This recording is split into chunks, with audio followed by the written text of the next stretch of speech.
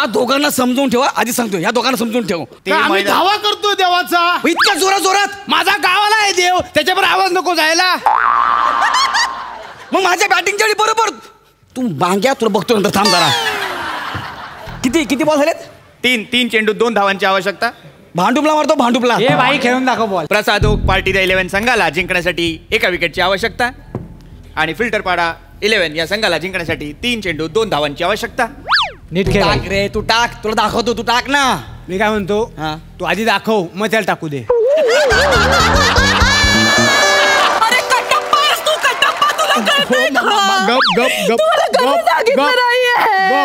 मला नाही बोलायचं तुझ्याशी. काय जातो शांत.